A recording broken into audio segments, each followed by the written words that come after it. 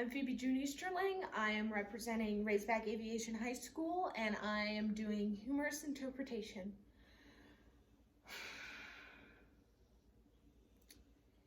When we studied the Old West this year, Miss Kemp made everybody do a special report on an outlaw family. Boomer Malone, who's in my class, picked the James brothers. Of course, he couldn't find them in a children's encyclopedia, so Miss Kemp made him do a different outlaw family, and he picked the Herdmans. Of course, the Herdmans weren't in the Old West. They were right there at Woodrow Wilson Elementary School, and they were terrible. Miss Kemp made Boomer do his whole paper over, but it was the best one, and the Herdmans didn't care that he called them outlaws because they knew it. And plus, it would be better if they would have lived in the Old West, because then we wouldn't have to live with them day in and day out. The Best Worst School Year Ever by Barbara Robinson. Beth Bradley is a 6th grader at Woodrow Wilson Elementary School, and the Herdmans are the worst kids there. They are dirty, rotten, lazy, and ornery. They tell lies, smoke cigars, and stay away from school whenever they want to, and won't learn anything when they are there.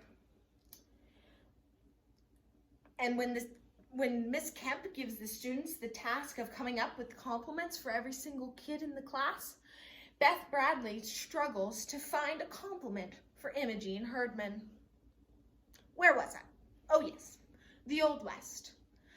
Now, the Herdmans were like old bank robbers, but instead of stealing money, they stole baby brothers.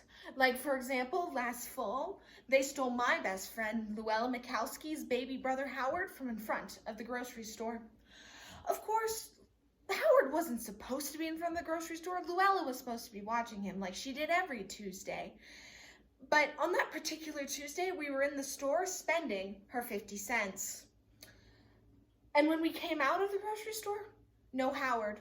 The stroller was still there, though, and that's why we didn't think of the Herdmans right away. Usually when they stole something, they stole all of the thing. So we walked up and down in front of the grocery store, howling for Howard. But that was so dumb. Howard couldn't answer. He was just a baby. He couldn't even talk. He couldn't even get out of the stroller in the first place. Well, somebody's walked off with my baby brother. You better tell a policeman, Luella. I don't want to. Then they'll get my mother out of the beauty parlor, and I don't want her to know. She'll know when you come home without Howard, Luella. I won't go home, not till I find him. Now just think, who would take Howard? I couldn't imagine who would take Howard. Well, it must be somebody who likes babies or something. Maybe if we walk up and down the street, somebody will see us with the empty stroller and figure we're looking for him. I was completely disgusted. Luella, you know that won't happen, right? But it did. The first person we met on our way up the street was my little brother, Charlie. And the first thing that he said was, if you're looking for the Herdmans, if you're looking for Howard, the Herdmans have got him. They're charging kids $0.25 to look at him. Why would anybody pay $0.25 to look at Howard? We can look at Howard at any time, Charlie. Well, they don't tell you it's Howard. They've got a sign that says, see the amazing tattooed baby, 25 cents. They've tattooed him. My mother's gonna kill me. When we got to the Herdmans, Luella marched right up to Imogene Herdman and said, you give me back my baby brother. But Imogene just went on collecting money. Then she looked at Luella. You want to see the amazing tattooed baby? It'll cost you 25 cents. It's not a tattooed baby. It's my baby brother. How do you know? It could be anybody's baby brother. It could be some baby you've never heard of. It'll cost you 25 cents to figure it out. Sure enough, it was Howard, and he was a sight. The Herdmans had drawn all over his bald head with red, green, and blue and purple markers, and they were waterproof. How we figured out they were waterproof was that we went home to my house, and nothing worked except for scoring powder, and that didn't work too well. It didn't get rid of the purple, and it made his head all gritty.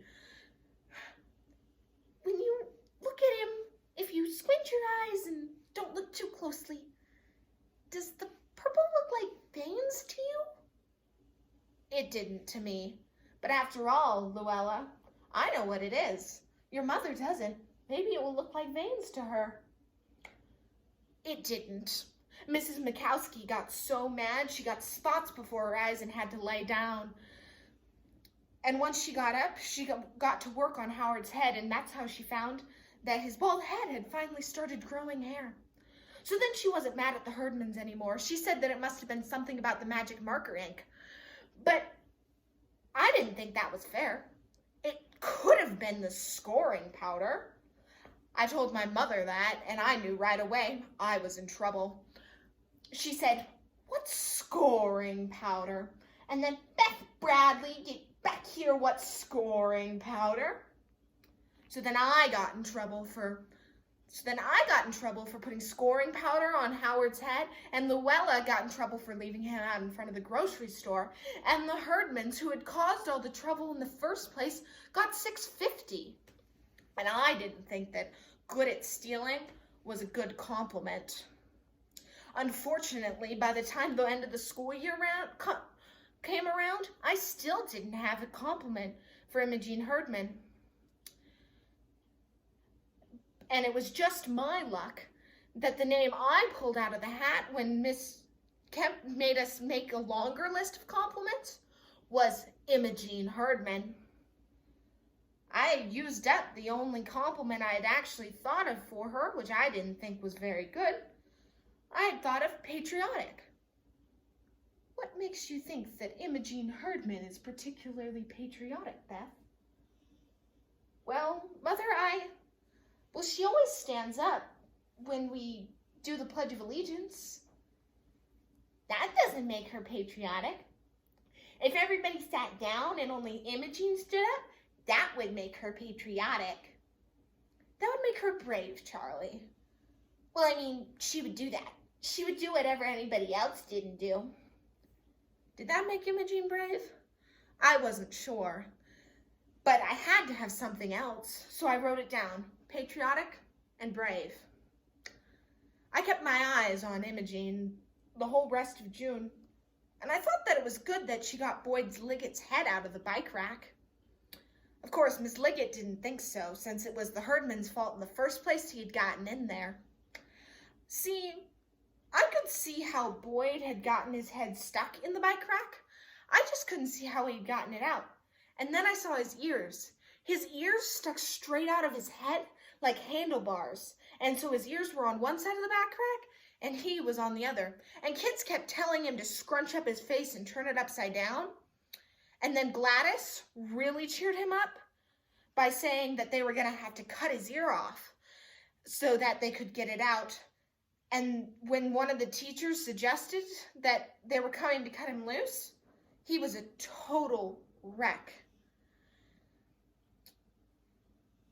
By the time Imogene came along, he was too far gone to even talk, and so when she asked how he'd gotten in there, he couldn't answer. So I guess she decided to get him out and then find out how he got in there later.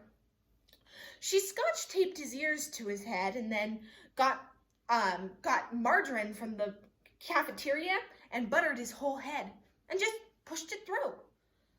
I mean, she was probably going to stick somebody else in there, but at least she got him out. Of course, he was a mess, and Miss Liggett almost fainted when she saw him, but what's so bad about that? When my mother told my father that night, he said that it was resourceful. So I thought that was a pretty decent compliment, so I wrote that one down too, along with patriotic and brave. Fortunately, by the end of the school year, I didn't have any more compliments, so I had to quickly write some down from the dictionary before we had to present them. And unfortunately, it was too soon before it was my turn to tell my compliments to Imogene. Imogene was confused. I don't think she understood the assignment, but there was no getting out of it. I even suggested I could not go if Imogene wanted me to not, but Miss Kemp made me do it anyway.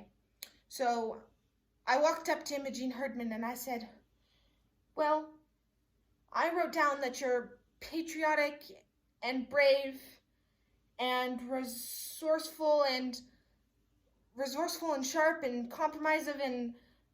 Wait, hold up. Honestly, you just copied all of those out of the dictionary, said Allison Windlekin from my class. I ignored Alice and I said, I thought it was good that you got Boyd's head out of the bike rack. When the school bell rang, everybody whooped to get out of class. But Imogene grabbed me in the hall. She shoved a magic marker in my face and told me to write something on her arm. On your arm? Yeah, that's where I keep notes. I believed her because I could see the remnants of Get Gladys, Big Rat, and something pizza. Get Gladys, I wondered?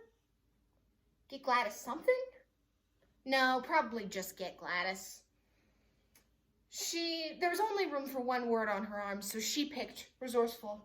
It's the best one. So I wrote that on her arm. I like it. I like it a lot. I think I'm going to get it tattooed. I didn't ask who by. Gladys, probably. Thank you.